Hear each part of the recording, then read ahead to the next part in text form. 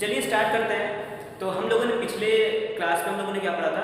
हम लोगों ने पिछले क्लास के वीडियो में पढ़ा था प्राचीन भारत, जो कि हम लोगों ने समाप्त कर लिया था प्राचीन भारत। और अब जो हमारा अगला टॉपिक है वो है हम लोगों का दूसरा टॉपिक प्रागैतिहासिक काल, जिसको आज हम लोग इस क्लास में खत्म करने वाले हैं।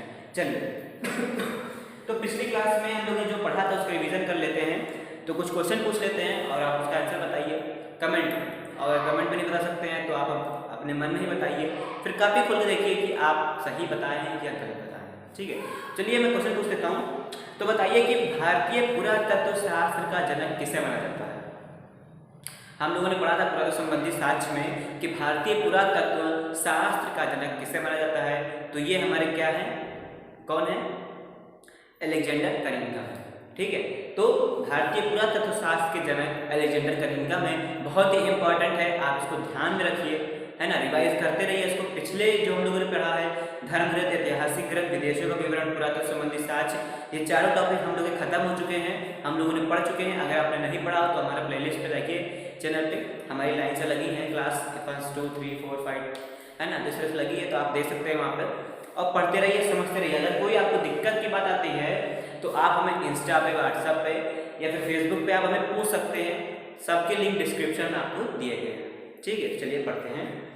देखिए, तो हम लोग पुरातत्व संबंधी शास्त्र जो है पढ़ चुके हैं। चलिए, तो अगला है हमारा प्रागैतिहासिक काल।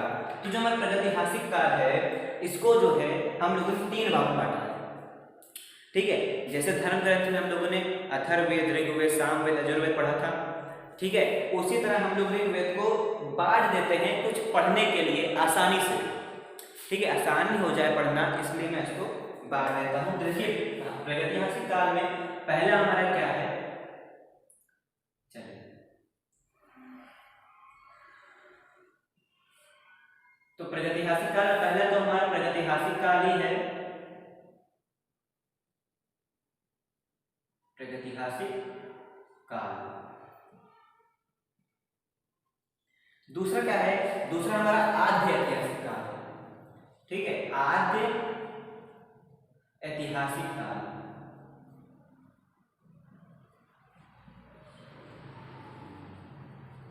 आद्य ऐतिहासिक काल। तीसरा जो है वो हमारा ऐतिहासिक काल है। क्या है?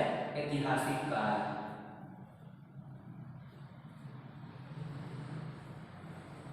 तीसरा हमारा ऐतिहासिक काल। तो देखिए, हम लोगों ने प्रागैतिहासिक काल को 3 भागों में किया है। पहला है प्रागैतिहासिक काल, दूसरा आद्य ऐतिहासिक काल, तीसरा हमारा ऐतिहासिक काल। ठीक है, ये कहां तक कंप्लीट है? चलिए, तो प्रागैतिहासिक काल क्या होता है उसको देख लेते हैं। तो प्रागैतिहासिक काल हमारा वो है जिसमें लिखित साक्ष्य नहीं मिलता। क्या नहीं मिलता है? लिखित साक्ष्य नहीं मिलता। लिखित साक्ष्य नहीं मिलता। आप नोट करते रहिए, हम नोट आपको लिखवा रहे हैं। ठीक है, आप हेडिंग डालिए प्रागैतिहासिक काल। उसके 3 भाग हैं हमारे, कौन कौन से? प्रागैतिहासिक काल, आद्य ऐतिहासिक काल और ऐतिहासिक काल। फिर एक प्रागैतिहासिक काल के नीचे आप लिखिए कि प्रागैतिहासिक काल वो काल है जिसमें कोई लिखित साक्ष्य नहीं मिलता है, यानी उसके इतिहास का कोई लिखित नहीं मिलता है कि वो लिखा हुआ उसका इतिहास है ना। इसलिए कि प्रागैतिहासिक काल का कोई लिखित साक्ष्य नहीं मिलता है। ठीक है, कोई प्रूफ नहीं मिलता उसका लिखित, है ना। चलिए, अगला आद्य ऐतिहासिक काल है। तो इसमें क्या है? इसका लिखित साक्ष्य तो है ना। इसका लिखित साक्ष्य तो है, पर इसे पढ़ा नहीं जा सकता। पढ़ा नहीं जा सकता। अब देखिए क्या कह रहा है इसके अंदर। आद्य ऐतिहासिक काल में क्या कह रहा है कि आद्य ऐतिहासिक काल का लिखित साक्ष्य है ना। लिखित साक्ष्य तो है, उसका प्रूफ मिलता है लिखा हुआ, लेकिन उस प्रूफ को हम लोग पढ़ नहीं सकते। समझ रहे हैं? जैसे प्रागैतिहासिक काल में लिखित साक्ष्य नहीं था, कोई लिखित प्रूफ नहीं था। ठीक है, उसी तरह आद्य ऐतिहासिक काल में लिखित प्रूफ तो है, लिखित साक्ष्य है, लेकिन उसको हम पढ़ नहीं सकते। ये इसकी विशेषता है। अगला है हमारा ऐतिहासिक काल। तो ऐतिहासिक काल क्या है? जिसका लिखित साक्ष्य भी पढ़ा जा सकता है ना। ऐतिहासिक काल में क्या है? इसका लिखित साक्ष्य भी है लिखित साक्ष्य भी है और इसे पढ़ा जा सकता है, इसे पढ़ा भी जा सकता। ठीक है, तो देखिए ये सिंपल है, आप नोट कर लीजिए कि प्रागैतिहासिक काल का लिखित साक्ष्य नहीं मिलता है, आद्य ऐतिहासिक काल का लिखित साक्ष्य तो है लेकिन उसे पढ़ा नहीं सकता, और तीसरा जो हमारा है ऐतिहासिक काल उसका लिखित साक्ष्य भी है और उसे पढ़ा भी जा सकता है। ठीक है, चलिए तो ये हो गया 3 आपके। चलिए तो एक बात सोचिए आप, इसका लिखित साक्ष्य है नहीं, इसका लिखित साक्ष्य है लेकिन पढ़ा नहीं सकता, दोनों में क्या डिफरेंस है? देखिए जब इसका लिखित साक्ष्य नहीं है तुम लोग पढ़ेंगे क्या? प्रागैतिहासिक काल का जब लिखित साक्ष्य ही नहीं है, कोई लिखित प्रूफ ही नहीं है, तो हम लोग उस पर पढ़ेंगे क्या, है ना? उसी तरह आद्य ऐतिहासिक काल है, इसका लिखित साक्ष्य है लेकिन इसे पढ़ा नहीं जा सकता, और जब पढ़ नहीं सकते तो हम लोग बताएंगे क्या आपको? जब हम खुद नहीं पढ़ सकते तो हम आपको क्या बताएंगे, है ना? और अगला है हमारा ऐतिहासिक काल, इसका लिखित साक्ष्य भी है और इसको पढ़ा भी जा सकता है, तो हम लोग ऐतिहासिक काल को पढ़ेंगे। ठीक है, चलिए तो ये हो गया। अगला जो टॉपिक है, अगला टॉपिक जो है ये आप ध्यान रखिए, है ना? अगला टॉपिक यहां से मैं आपको नोट्स बनाता हुआ चलूंगा, नोट्स मैं लाइन बोलता जाऊंगा, आप उसको लिखते रहिएगा और फिर उसको दूसरे दिन रिवाइज करिएगा। ठीक है, चलिए तो अगला क्या है? आग का आविष्कार, है ना? आग और पहिए का, आग और पहिए का, है ना? आग और पहिए, आप लोगों ने पढ़ा होगा कि आग का आविष्कार किस काल में हुआ और पहिए का आविष्कार किस काल में हुआ, है ना? आता है, पता है ना? आग का आविष्कार कब हुआ और पहिए का आविष्कार कब हुआ? तो आप हमें कमेंट में बताइए कि आग का आविष्कार कब हुआ और पहिए का आविष्कार कब हुआ। ठीक है, तो देखिए तो आग का आविष्कार हमारा कब हुआ था? आग का आविष्कार हमारा हुआ था पूरा पाषाण काल में। आग का आविष्कार कब हुआ था? आग का आविष्कार हुआ था पूरा पाषाण, है ना? पूरा पाषाण काल में आग का आविष्कार हमारा हुआ पूरा पाषाण काल में। उसके बाद पहिए का आविष्कार हमारा हुआ था नवपाषाण काल में, पहिए का आविष्कार हुआ था नवपाषाण काल में। किसमें? नवपाषाण काल। देखिए ये दोनों बहुत ही इंपॉर्टेंट है, कई बार पूछा भी आता है परीक्षा में कि आग का आविष्कार कब हुआ, किस काल में हुआ, पहिए का आविष्कार किस काल में हुआ। तो आग का आविष्कार हमारा नवपाषाण काल में हुआ, है ना? आग का आविष्कार हमारा पूरा पाषाण काल में हुआ था और पहिए का आविष्कार हमारा हुआ था नवपाषाण काल में। आग का आविष्कार कब हुआ? आग का आविष्कार हमारा हुआ पूरा पाषाण काल में, पहिए का आविष्कार कब हुआ? नवपाषाण काल में। ये दोनों ध्यान रखिएगा आप लोग। ठीक है, चलिए अगला जो टॉपिक है, अगला है कि मनुष्य में स्थायी जीवन जीने की प्रवृत्ति नवपाषाण काल से ही आई तथा सबसे पहला कुत्ते को पालतू बनाया जाएगा। ठीक है, देखिए जो हम लोग इस समय जीवन व्यतीत कर रहे हैं, है ना? जो भी हम लोग इस समय जीवन व्यतीत कर रहे हैं, यहाँ जा रहे हैं, वहाँ जा रहे हैं, ये खा रहे हैं, वो खा रहे हैं, तो इस तरह से पहले नहीं होता था। उस तरह से जीवन हमारे अंदर इतनी समझ नहीं थी कि हम इस तरह से कर सकते हैं। जब हम लोग पहले प्राचीन में गए थे, जब ये सब आविष्कार नहीं हुए थे, ठीक है, तो उस तरह ये बता रहा है कि मनुष्य में स्थायी जीवन जीने की प्रवृत्ति, इस तरह जीवन जो हम लोग इस तरह जी रहे हैं जीवन, उस तरह से जीवन जीने की प्रवृत्ति कब आई? तो मनुष्य में स्थायी जीवन जीने की प्रवृत्ति हमारी आई थी जिससे नवपाषाण काल में, है ना? तो मनुष्य में, लिखिए, मनुष्य में स्थायी जीवन जीने की प्रवृत्ति हमारी नवपाषाण काल में आई। और इसके साथ साथ मनुष्य ने, है ना, मनुष्य ने सबसे पहला पालतू जानवर किसे बनाया? ये भी कई बार पूछा जाता है कि मनुष्य ने सबसे पहला पालतू जानवर किसे बनाया था? तो मनुष्य ने सबसे पहला पालतू जानवर बनाया था इसको कुत्ते को, है ना? कुत्ते को। तो मनुष्य ने सबसे पहला पालतू जानवर बनाया था किसको? कुत्ते को बनाया था। है, आई होप आपको समझ में आ रहा होगा। नहीं समझ में आ रहा है तो आप कुछ ना करिए, खाली लाइक का बटन दबा दीजिए और सब्सक्राइब करना मत भूलिए। ठीक है, ठीक है, चलिए। और अगर सही में समझ में नहीं आ रहा है तो आप मेरे नीचे व्हाट्सएप, फेसबुक हम आपको पहले से बता चुके हैं कि आप हमें पूछ सकते हैं, और साथ ही साथ आप हमें कमेंट करके बता सकते हैं कि सर जी मुझे यहाँ पे समझ नहीं आया, हमें यहाँ पे एक्सप्लेन करिए और अच्छे से, तो हम आपको और अच्छे से एक्सप्लेन करेंगे। ठीक है, चलिए, तो यहाँ पे 3 चीज हम लोगों ने पढ़ी। आंख का आविष्कार पुनर्पाषाण काल में हुआ, पहिए का आविष्कार नवपाषाण काल में हुआ, और मनुष्य ने सबसे पहला पालतू जानवर कुत्ते को बनाया था। तीनों चीज ध्यान रखिएगा। अब अगला क्या है कि मनुष्य ने सर्वप्रथम तांबा धातु का प्रयोग किया तथा उसके साथ द्वारा बनाया गया पहला औजार कुल्हाड़ी है। तो मनुष्य ने, है ना, मनुष्य, अब देखिए जब हम लोग जीवन व्यतीत करने लगे प्रवृत्ति के, है ना, तो अब सबसे पहला हम लोगों ने धातु किसको बनाया? धातु, आप लोग शायद पढ़े होंगे धातु। तो मनुष्य ने सबसे पहला धातु किसे बनाया था? तो मनुष्य ने सबसे पहला धातु तांबा को बनाया था, और उस तांबे का प्रयोग करके सबसे पहली वस्तु या फिर औजार किसको बनाया? कुल्हाड़ी को बनाया था। ठीक है, तो जब धातु का प्रयोग किया तो प्रयोग करने से कुछ ना कुछ तो बनाया ही होगा मनुष्य ने, तो मनुष्य ने सबसे पहला औजार किसको बनाया था? कुल्हाड़ी को बनाया था। आप नोट कर लीजिए।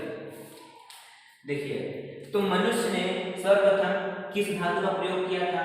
तो मनुष्य ने सर्वप्रथम किस धातु का प्रयोग किया था? वो हम तांबा धातु का प्रयोग किया था। तो मनुष्य ने सर्वप्रथम किस धातु का प्रयोग किया? तांबा धातु का प्रयोग किया, और इसके द्वारा बनाई गई वस्तु कौन सी थी? तो इसके द्वारा बनाई गई वस्तु हमारी थी कुल्हाड़ी। इसके द्वारा बनाई गई कौन सी वस्तु थी? इसके द्वारा बनाई गई हमारी वस्तु कौन सी थी? कुल्हाड़ी थी। ठीक है, इसके द्वारा बनाई गई वस्तु हमारी कुल्हाड़ी थी, जिसका प्राप्ति स्थल, और वो कुल्हाड़ी हमें मिली कहाँ पे? है ना, वो जैसे हम लोग का कुछ खो जाता है सामान, है ना, गुम हो जाता है, तो उस जो जगह पे मिलती है तो उसको प्राप्ति स्थल कहेंगे। जैसे हम ये छुपा दें, दूसरे का है ये, और वो दूसरा अगर कहीं ये पा गया तो उसको क्या कहेगा? ये यहाँ पे प्राप्ति स्थल था जो यहाँ पे ये मिला। ठीक है, तो उसी तरह कुल्हाड़ी जब बनी और जब हम लोगों ने बाद में उसको देखा, अध्ययन किया, तो हम लोग सोचा कि कुल्हाड़ी यार मिली कहाँ होगी? जब बनी कुल्हाड़ी तो कहीं ना कहीं तो होगी ही, और जहाँ मिली उसको प्राप्ति स्थल कहा गया। तो प्राप्ति स्थल इसका कहाँ है? तो प्राप्ति स्थल है अतिरंपकम, है ना। ये उस समय प्रागैतिहासिक काल में एक नगर हुआ करता था। क्या था? अतिरंपकम। अतिरंपकम, अतिरंपकम। ठीक है, अतिरंपकम। तो देखिए, मनुष्य सबसे पहले धातु का प्रयोग तांबा किया था, और तांबा धातु के द्वारा बनाई गई सर्वप्रथम वस्तु या फिर औजार हमारी कुल्हाड़ी थी, जिसका प्राप्ति स्थल हमारा अरिरंपकम था। Is that clear? ओके, चलिए नोट कर लीजिए आप लोग। उसके बाद अब देखिए, मनुष्य ने स्थायी जीवित प्रवृत्ति सीख ली थी जीने की, उसी के द्वारा तांबा धातु का प्रयोग किया। उसके बाद कृषि का भी आविष्कार हुआ। जब कृषि हुई तभी तो अनाज और ये चावल, मक्का, दालें हम लोग अभी खा रहे हैं। तो जब उस समय कृषि हुई थी, तो कृषि का आविष्कार किस काल में हुआ? ये भी पढ़ने की बातें हैं, बहुत छोटी छोटी बातें हैं, लेकिन आपके दिमाग में बैठ जाएगी तो आप सरते कोई ना कोई एग्जाम पास करेंगे, ये मेरी गारंटी है। आप इसको अच्छे से पढ़िए, नोट्स बनाइए, सुबह उठिए और इसको तैयार करिए। ठीक है, चलिए देखिए, तो कृषि का आविष्कार किस काल में हुआ था? तो कृषि का आविष्कार किस काल में हुआ था? कृषि। तो कृषि का आविष्कार किस काल में हुआ? तो कृषि का आविष्कार हुआ था हमारा किस काल में? हमारा हुआ था हमारा जिसमें पहिए का आविष्कार हुआ था। बताइए, पहिए का आविष्कार किस काल में हुआ था? पहिए का आविष्कार किस काल में हुआ? नवपाषाण। पहिए का आविष्कार हमारा नवपाषाण काल में हुआ था। तो उसी तरह कृषि का आविष्कार किस काल में हुआ? तो कृषि का आविष्कार हमारा हुआ था नवपाषाण काल में। नवपाषाण काल में कृषि का आविष्कार नवपाषाण काल में हुआ। ठीक, चलिए उसके बाद कृषि का प्रथम साक्ष्य, अरे यार देखो, कृषि का आविष्कार हुआ तो कृषि के द्वारा कोई ना कोई चीज उगाई गई होगी, है ना। कृषि के द्वारा कोई ना कोई ऐसी चीज उगाई गई होगी जिसका आविष्कार हुआ होगा कृषि के द्वारा, कहा जा सकता है। तो उसके द्वारा उगाई गई चीज क्या थी और उसका प्राप्ति स्थल कहाँ था? तो कृषि का प्रथम साक्ष्य है, यानी कृषि का प्रथम साक्ष्य मतलब कृषि का सबसे पहला प्रूफ, कृषि का प्रूफ हमें कहाँ मिला था सबसे पहला, तो कृषि का सबसे पहला प्रूफ हमें कहाँ मिला था, तो ये हमें मिला था मेहरगढ़, जो हमारा बलूचिस्तान में था, मेहरगढ़ में मिला था जो बलूचिस्तान में था। ये भी आप नोट कर लीजिए, ठीक है। तो मैं इसको बिगाड़ देता हूँ, चलिए आप नोट कर लीजिए या फिर स्क्रीनशॉट ले लीजिए आप, ठीक है। चलिए, तो आग का हो गया, पहिए का हो गया, धातु हो गया, कृषि हो गया, कुछ पालतू जानवर कुत्ता हो गया, है ना। अब अगला क्या है कि कृषि का प्रथम साक्ष्य, चलिए कृषि का प्रथम साक्ष्य भी देख लेते हैं। तो कृषि का प्रथम साक्ष्य, कृषि का प्रथम साक्ष्य कहाँ मिला था हमें, तो कृषि का प्रथम साक्ष्य में मिला था मेहरगढ़, कहाँ पे, मेहरगढ़। ये कहाँ पर है, ये है हमारा बलूचिस्तान,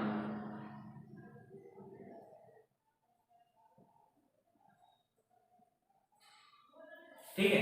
तो देखिए कृषि का प्रथम साक्ष्य में कहाँ मिला, कृषि का प्रथम प्रूफ, कृषि का प्रथम प्रूफ कहाँ मिला था हमें, तो मेहरगढ़ में मिला था जो बलूचिस्तान में था।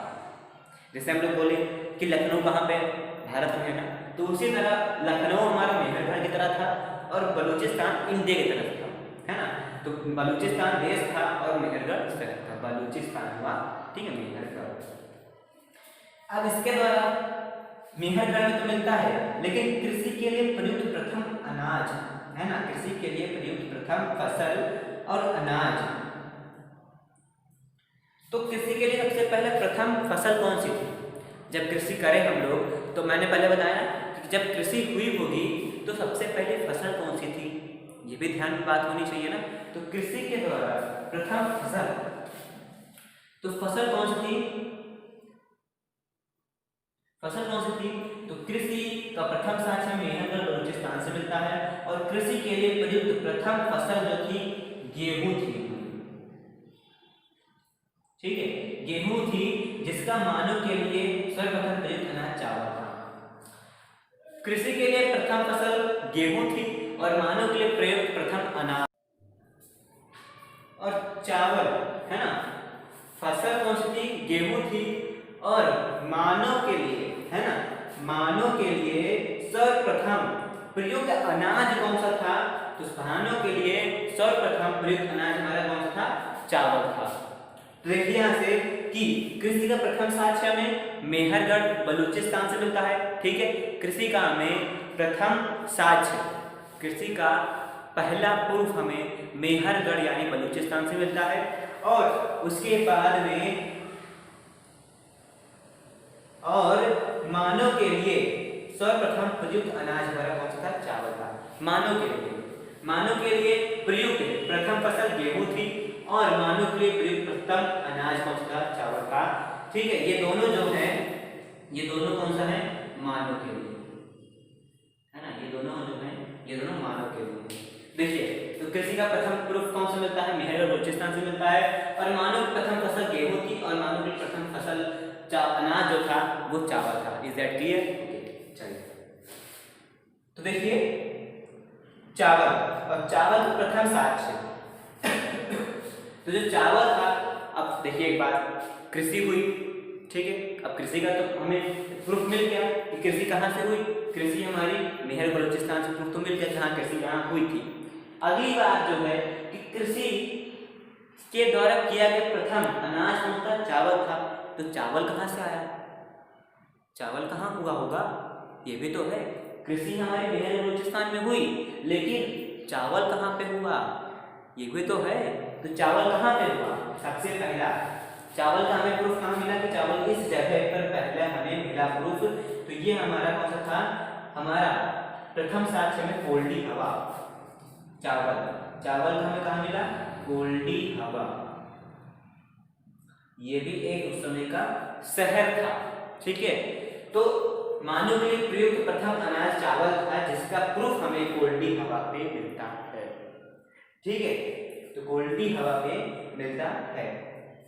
चलिए अब अगला जो है यहाँ पे फिर से एक बार देख लीजिए, बहुत देखिए अगर आपको कहीं समझ में नहीं आता है, ठीक है, तो आप हमें पूछ सकते हैं, कोई दिक्कत की बात नहीं है। आप पूछिए हमें बेझिझक और हम आपको उसका आंसर जरूर बताएंगे, ठीक है। हमारा मकसद ही है कि आप अच्छे से समझें, और अगर हमें कहीं आपको समझाने में कोई दिक्कत होती है या फिर अगर वीडियो में कोई दिक्कत आती है, ठीक है, तो आप हमें क्षमा करिएगा और हमारा देखते रहिए, समझते रहिए। कोई दिक्कत की बात है तो आप हमें पूछ सकते हैं, ठीक है। सबकी डिस्क्रिप्शन में आपको लिंक दी गई है। चलिए देखिए, तो कृषि का प्रथम साक्ष्य मेरठ बलूचिस्तान से मिलता है।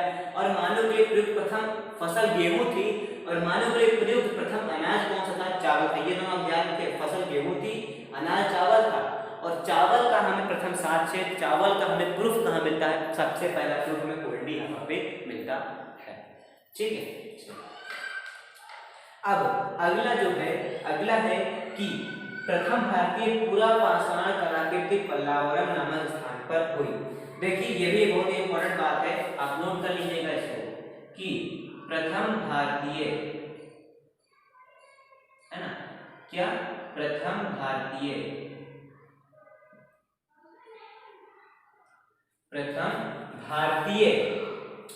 पूरा पाषाण कलाकृति, पूरा पाषाण कलाकृति ये कहां पर हुई थी? तो ये हमारी हुई थी पल्लावरम, ठीक है। ये कहां पर हुई थी? ये हुई थी पल्लावरम में। ये भी एक शहर था, पल्लावरम में हुई थी। तो देखिए प्रथम भारतीय पूरा पाषाण कलाकृति कहाँ हुई? पल्लावरम में हुई थी, ठीक है। और भारत में पूरा पाषाण कालीन औजारों की खोज किसने की थी? देखिए पूरा पाषाण कालीन औजारों की खोज, ठीक है। तो भारतीय पूरा पाषाण कालीन औजारों की खोज भारत में, चलिए मैं इसको बिगाड़ देता हूं, नोट कर लीजिए आप लोग इसको। तो मानव के लिए प्रथम अनाज हमारा चावल था, जो कोल्डी हवा में मिलता है, ठीक है। और अगला फसल गेहूं थी। और कृषि का प्रथम साक्ष्य हमें कहाँ मिलता है? कृषि का प्रथम साक्ष्य हमें मिलता है मेरठ यानी बलूचिस्तान, ठीक है। चलिए अब अगला है कि भारत में पूरा पाषाण कालीन औजारों की खोज,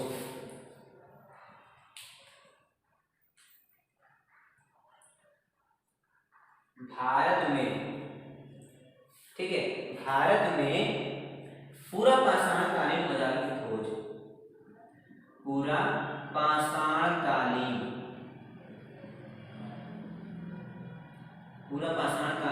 औजारों की खोज, है ना, किसकी? औजारों की खोज कब हुई और किसने की? तो ये हुई थी 1863 ईस्वी में, है ना, 1863 ईस्वी में हुई थी। किसने की थी? तो ये की थी रॉबर्ट, है ना, ये की थी रॉबर्ट ब्रूस फुट ने, रॉबर्ट ब्रूस फुट ने। देखिए हमारी जो है वो लिखने की आदत नहीं बनी है, थोड़ा तिरछा हो जाता है, तो आप लोग मैनेज कर लीजिएगा।